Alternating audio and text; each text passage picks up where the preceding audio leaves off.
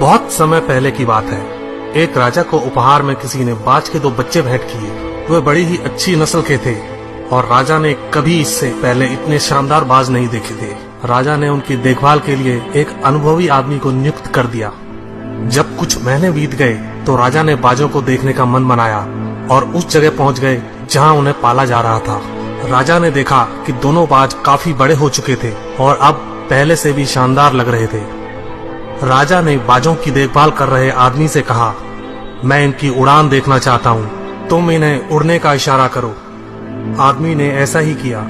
इशारा मिलते ही दोनों बाज उड़ान भरने लगे, पर जहाँ एक बाज आसमान की ऊंचाइयों को छू रहा था, वहीं दूसरा कुछ ऊपर जाकर उसी डाल पर आकर बैठ गया जिससे वो उड़ा था। ये देख राजा को कुछ अजीब लगा। क्या बात है, जहाँ एक बाज इतनी अच्छी उड़ान भर रहा है, वहीं ये दूसरा बाज उड़ना ही नहीं चाह रहा।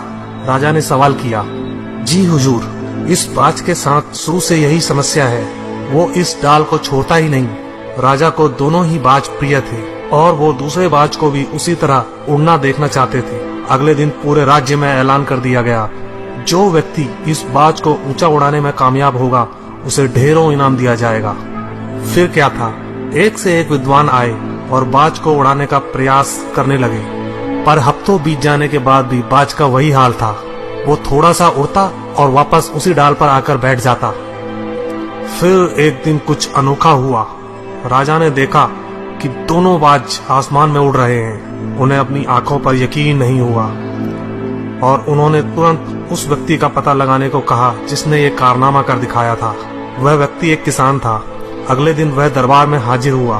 उसे इनाम में स्वर्ण मुद्राएं भेंट करने के बाद राजा ने कहा, मैं तुमसे प्रसन्न हूँ, बस तुम इतना बताओ कि जो काम बड़े बड़े विद्वान नहीं कर पाए वो तुमने कैसे कर दिखाया। मालिक, मैं तो एक साधारण सा किसान हूँ। मैं ज्ञान की ज्यादा बातें नहीं जानता।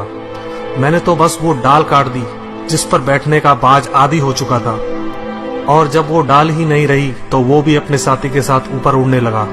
दोस्तों, हम सभी ऊंचा उड़ने के लिए ही बने हैं, लेकिन कई बार हम जो कर रहे होते हैं उसके इतने आदी हो जाते हैं कि अपनी उड़ान भरने की, कुछ बड़ा करने की काबिलियत को भूल जाते हैं। यदि आप भी सालों से किसी ऐसे काम में लगे हैं जो आपके सही पोटेंशियल के मुताबिक नहीं है, तो एक बार जरूर सोचिए कि कहीं आपको भी उस डाल को काटने की जरूरत तो नहीं जिस पर आप बैठे हैं।